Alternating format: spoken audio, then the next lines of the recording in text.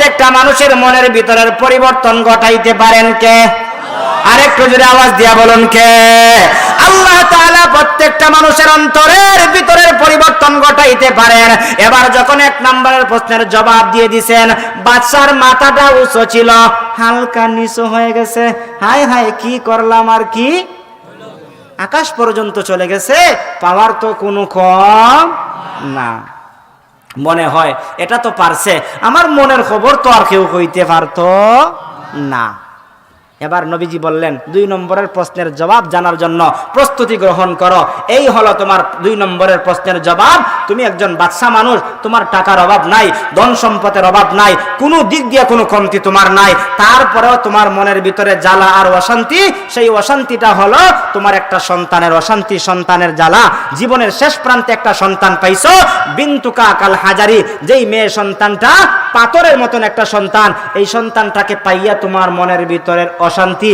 এই কথাটা বলতে দেরি, বাদশার 2টা চোখ দিয়া অজস্র পানি বের হতে দেরি হয় নাই। বাদশা ডাক দিয়া বলে, আব্দুল্লাহর পুত্র মুহাম্মদ, অন্যায় করে ফেলেছি, অপরাধ করে ফেলেছি, আর অন্যায় করতে চাই না, অপরাধ করতে চাই না। এই মুহূর্তে আমাকে সহ আমার 12,000 লোকদেরকে ঈমানের কালেমা পড়ে মুসলমান বানায়। হেদায়েতের মালিক কে? ইন্নাকা লা তাহদি মান আহবাবতা ওয়ালাকিন্নাল্লাহা ইয়াহদি মান ইয়াশা। ওরে রায়পুরের যুবক, বৃদ্ধ বাবাজিরা, বলুন তো দেখি, হেদায়েতের মালিক একমাত্র কে? আরেকটু জোরে আওয়াজ দিয়া বলুন কে? আল্লাহ তাআলা মুহূর্তের ভিতরে এই 2টা প্রশ্নের জবাবের মাধ্যমে তাকে হেদায়েত দিয়ে দিলেন। 12,000 লোকদেরকে হেদায়েত দিয়ে দিলেন। এবার তারা মুসলমান হয়ে গেল, কালেমা পড়ে মুসলমান হয়ে গেল। এবার বাদশা নবীজিকে আরেকটা প্রশ্ন করে, ইয়া রাসূলুল্লাহ, ইয়া হাবিবাল্লাহ, আমি তো বাদশা মানুষ, আমার তো টাকার অভাব নাই, পয়সার অভাব নাই, এখন কি আমি মক্কায় থাকবো নাকি আমার দেশে চলে যাব? দেশে গেলে পরে আমি কি করব? আল্লাহর নবীজি বললেন, এবার তুমি দেশে যাইবা, যাইয়া তুমি কোরআন তেলাওয়াত সহিহ করবা, কালেমার দাওয়াত দিবা, প্রত্যেকটা মানুষের কাছে পৌঁছে দিবা। তবে দেশের মধ্যে যাইয়া তুমি নেতা হিসাবে রাষ্ট্রীয়ভাবে কালেমার ঘোষণা করবা। আল্লাহু আকবার। এবার বাদশা মক্কা থেকে তার দেশের মধ্যে, সামদেশের মধ্যে যাইতে আরম্ভ করলো। ওই হাবিব বিন মালিক যাইতে যাইতে যখন তার বাড়ির কাছে চলে গেল, বাড়ি তো বাদশার বাড়িটা বাউন্ডারি দেওয়া, বাদশার বাড়ির বাউন্ডারির কাছে যাওয়ার সঙ্গে সঙ্গে গেটের মধ্যে যখন কলিং বেলের মধ্যে চাপ দিলেন, ভিতর থেকে কে যেন আব্বা আব্বা বলে ডাকে। বাদশা কয়, আমার তো সন্তান নাই, আবার আমার সন্তান আমাকে কেমন করে আব্বা আব্বা বলে ডাকলো? যেমনই একটা সন্তান আছে, এই সন্তানের তো কান দ্বারা শ্রবণ করার মতন কোনো শক্তি নাই, চক্ষু দ্বারা দেখার মতন কোনো শক্তি নাই, পা দ্বারা হাঁটার মতন কোনো শক্তি নাই, হাত নাড়াচাড়া করার কোনো শক্তি নাই, এমন সন্তান আমাকে কেমন করে আব্বা ডাকলো? সে চিন্তায় পড়ে গেল। গেটের ভিতরে ঢোকার পরে দেখতে পাইল সুন্দর সুরসী একটা মেয়ে তাকে বাবা বলে ডাকে। জিজ্ঞাসা করলো, তুমি কেমন করে আমার সন্তান হইলা? বলে, গত রাত্রিতে আমি যখন ঘুমিয়েছিলাম, ঘুমের ঘরে কে যেন আমাকে বলতেছে, তোমার বাবা তো কালেমা পড়ে মুসলমান হয়ে গেছে, তুমিও যদি কালেমা পড়ে মুসলমান হও, কালেমা পড়ে মুসলমান হয়ে যাওয়ার সঙ্গে সঙ্গে তোমাকেও আমার আল্লাহ মুহূর্তের ভিতরে সুস্থতার মালিক বানায় দিবে। সুস্থতার মালিক কে? আল্লাহ। অতএব আমরা যদি বেমার হই, অসুস্থ হই, বেমার থেকে সুস্থ হওয়ার জন্য চাইব কার কাছে? আল্লাহর কাছে চাইবো। যাই হোক, যেই কথাটা বলতেছিলাম, দেখেন আমার নবীজি কালেমার দাওয়াত দিয়েছেন, এই কোরআনের দাওয়াত দিয়েছেন। কোরআনের দাওয়াত দিতে যাইয়া যদি আবু জেহেলের কর্মচক্ষুর দেখা তাকাইতেন, তাহলে আজ আপনাদের এলাকা পর্যন্ত কোরআনের দাওয়াত আসতো নাকি আসতো? আসতো না। এই জন্য আজকে আসার কারণে আমরা সবাই ইমানদার, আসার কারণে আজকে আমরা মুসলমান, আসার কারণে আমরা আজকে কোরআন তেলাওয়াত করতে পারি, আসার কারণে আজকে আমরা জান্নাতের আশা করি না। কিতা জান্নাতে আমরা যাইতে চাই কি চাই না? আর একটু জোরে বলুন, চাই কি চাই না? কোটি কোটি বেঈমান কি জান্নাতে যাইতে পারবে? আপনি একজন ইমানদারকে জান্নাত দিবেন কে? আর একটু জোরে বলুন কে? এই জন্য আমার তেলাওয়াতকৃত আয়াতের মধ্যে আল্লাহ তাআলা বলেন, 2টা গুণ অর্জন করবা তো আমি আল্লাহ তোমাকে জান্নাতের মালিক বানায় দিব। আরেকটু জোরে কন্যা সুবহানাল্লাহ। এক নম্বরের গুণ অর্জন করতে হবে, ইমানদার হতে হবে। আমরা তো সবাই ইমান আলী নাম রাখি আমরা ইমানদার হতে চাই, কিন্তু এমনও মানুষ আছে হায়াতের জিন্দিগিতে একদিন আল্লাহর কুদরতি পায়ে সেজদা করে না, এমন মানুষ আছে না নাই? আর একটু জোরে বলেন আছে না নাই? ফজরও পড়তো না, জোহরও পড়তো না, আসরও পড়তো না, পাঁচ ওয়াক্তও পড়তো না, শুক্রবারেও পড়তো না, ঈদের নামাজও পড়তো না, জানাজার নামাজ বাদ দেয় না। আবার আছে না নাই? জোহরের টাইম জোহরের নামাজ পড়ে না, জানাজার নামে শরীক হইবার লাগে দৌড়ি আয়। আছে না নাই? এজন্য ঈমান আলী নাম রাখলে ইমানদার হওয়া যায়। আল্লাহ তাআলার কথা অনুযায়ী যদি কেউ ইমানদার হতে পারে তাহলে ওই ইমানদারের সম্মান মর্যাদা আল্লাহর কাছে আছে না নাই? কিভাবে আপনি যে ইমানদার পরীক্ষা করবেন? মনে করেন আপনার একজন সন্তান বিদেশ বাড়িতে থাকে, বিদেশ বাড়ি থেকে 10 ভরি স্বর্ণ পাঠাইলো, আপনি স্বর্ণটাকে যাচাই বাছাই করার জন্য রায়পুরা বাজারে নিয়ে গেলেন। রায়পুরা বাজারে স্বর্ণকারের কাছে নিয়ে যাওয়ার পরে স্বর্ণকার এই স্বর্ণটাকে দেখেই বলে দিবে না খাঁটি স্বর্ণ নাকি বেজাল স্বর্ণ। তার কাছে পরীক্ষা করার জন্য একটা যন্ত্র আছে, সেটা হলো কি? কষ্টি পাথর। কি কষ্টি পাথর? কষ্টি পাথর দিয়া গোসা লাগাইয়া দিয়া বলবে, হে বাদশাহ অথবা হে জনগণ, তুমি শুনো, এটা হলো তোমার খাঁটি স্বর্ণ। আর যদি বেজাল স্বর্ণ হয় তাহলে বলে দিবে, হে লোক সকল তুমি শুনো, তোমার স্বর্ণটা বেজাল স্বর্ণ। আজকে আমি ঈমান আলী নাম রেখে ইমানদার হতে পারবো না।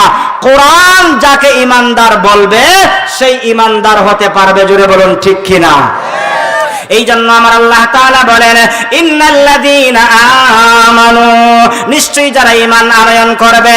আমরা তো সবাই জন্মসূত্রে ঈমানদার। ঈমানের তিনটা শাখা রয়েছে। এক নম্বর হলো ইকরার বিল লিসান, দুই নম্বরে তাসদীক বিল জানান, তিন নম্বরে আমাল বিল আরকান। আমরা তো সবাই পারি লা ইলাহা ইল্লাল্লাহু মুহাম্মাদুর রাসূলুল্লাহ। এই কালেমাটা কিন্তু হিন্দুরাও পারে না, কিন্তু শুধুমাত্র পড়লেই হবে না, ইকরার বিল লিসান, জবান দ্বারা বলতে হবে, তাসদীক বিল জানান, অন্তর দিয়া সেটাকে বিশ্বাস করতে হবে। লা খালিকা ইল্লাল্লাহ, একমাত্র খালিক আল্লাহ, আল্লাহ ছাড়া কোনো খালেক নাই। লা মালিকা ইল্লাল্লাহ, আল্লাহ ছাড়া কোনো মালিক নাই।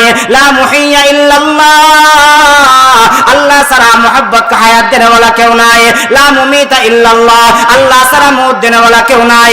লা মাহবুবা ইল্লাল্লাহ, আল্লাহ ছাড়া মুহাব্বত করনে ওয়ালা কেউ নাই।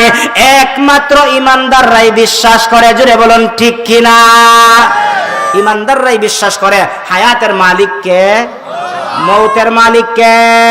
এই জন্য আমার নবী বিশ্ব নবী রাহমাতুল লিল আলামিন কে আমার আল্লাহ তাআলা জানায়া দিলেন, ওগো নবীজি আপনি জানায়া দেন, কুল ইন্না সালাতি ওয়া নুসুকি ওয়া মাহইয়ায়া ওয়া মামাতি লিল্লাহি রাব্বিল আলামিন। আরেকটু জোরে করুন আল্লাহু আকবার। আমার আল্লাহ তাআলা বলেন, ওগো হাবিব, ওগো রাহমাতুল লিল আলামিন, আপনি জানায়া দিন, নিশ্চয়ই আপনার নামাজ, আপনার কুরবানি, আপনার হায়াত, আপনার মওত সবকিছু একমাত্র কার জন্য? আরেকটু জোরে বলুন কার জন্য? এই জন্য আমরা ইমানদার যারা হয়েছে একমাত্র নামাজ পড়ব আল্লাহর জন্য, রোজা রাখবো আল্লাহর জন্য, আল্লাহ তাআলার ঘর বাইতুল্লাহ জিয়ারত করব আল্লাহর জন্য। অর্থাৎ সব কিছু আমরা যদি একমাত্র আল্লাহর জন্য করতে পারি তাহলে আমরা খাঁটি ইমানদার হতে পারবো। ইমানদার যখন তাসদীক বিল জানান, আমাল বিল আরকান, কাজে কর্মে বাস্তবায়িত যদি করাইতে পারে তাহলে ওই ইমানদারকে আমার আল্লাহ তাআলা ওই দুনিয়ার 10টার সমান একটা জান্নাতের মালিক বানায় দিবেন। সুবহানাল্লাহ। কিন্তু আজকে ঈমান আলী ইমানদার 5 টাকা চায়ের বিনিময়ে ঈমান বিক্রি করে, আছে না নাই? হ্যাঁ, 5 টাকা চায়ের বিনিময়ে একবান টিনের জন্য, একটা টিউবওয়েলের জন্য ঈমান বিক্রি করে ফেলে, আছে না নাই? কিন্তু ইমানদার, সত্যিকার ইমানদার হলে ওই ইমানদার একটা চায়ের বিনিময়ে কেন, একবান টিনের বিনিময়ে কেন, একটা টিউবওয়েলের বিনিময়ে কেন, তাম পৃথিবীর বিনিময়ে একজন ইমানদার তার ঈমান বিক্রি করতে পারে। এজন্য খাঁটি ইমানদার হওয়া দরকার, খাঁটি ইমানদার হওয়া দরকার। নবীজি সাল্লাল্লাহু আলাইহি ওয়াসাল্লাম ইমানদারের আলামত বলেছেন। ক্বালান নবী সাল্লাল্লাহু আলাইহি ওয়াসাল্লাম ইযা সাররাতকা হাসানাতুকা ওয়া সাআতকা সাইয়্যাতুকা ফাআনতা মুমিন। নবীজি বলেছেন ইমানদার কারা, মুমিন কারা? ভালো কাজ করতে যার অন্তরের ভিতরে আনন্দ পয়দা হয়। কি করতে? ভালো কাজ করতে যার ভিতরে আনন্দ পয়দা হয়, যার কাছে মন্দ কাজটা ঘৃণিত হয়, মন্দ কাজটা যার কাছে ঘৃণিত হয়, ভালো কাজটা করতে যার অন্তরের ভিতরে আনন্দ পয়দা হয়। এবার আপনি নিজেকে নিজে প্রশ্ন করে দেখেন, ও যুবক ভাই, এশার সময় এশার আজানটা পড়লো, সাথে সাথে আর্জেন্টিনার অথবা ব্রাজিলের খেলা শুরু হয়ে গেল। আপনার মনটা যদি এবার মসজিদের দিকে না নিয়ে আসে, আপনার মনটা যদি এবার খেলার দিকে যায়, বলুন তো দেখি ওই ব্যক্তিটা তার ইমানের পাওয়ারে খেলার দিকে নিয়ে যাওয়ার কারণে সে কি খাঁটি ইমানদার হতে পারলো? আমার কথা কি আপনারা বুঝছেন? এশার সময়ে মসজিদে আল্লাহু আকবারের ধ্বনি শোনা গেল, ওইদিকে খেলোয়াড়ের আহ্বান করা হয়ে গেল। এবার যদি তার ইযা সাররাতকা হাসানাতুকা, তার ভালো কাজ করতে তার অন্তরের ভিতরে যদি আনন্দ পয়দা না হয়, মসজিদে ডাকছে হাইয়া আলাস সালাহ, আসো কল্যাণের দিকে, কামিয়াবির দিকে, তোমার কামিয়াবির দিকে তোমার মনটা গেল না, এই দিকে তোমার মনটা ধাবিত হলো না, এই দিকে তোমার মনটা অগ্রসর হলো না, এবার তোমার মন্দ কাজের দিকে তোমার মনটা ধাবিত হয়ে গেল, তুমি মুমিন হতে পারলা না। এবার যদি তোমার মনটাকে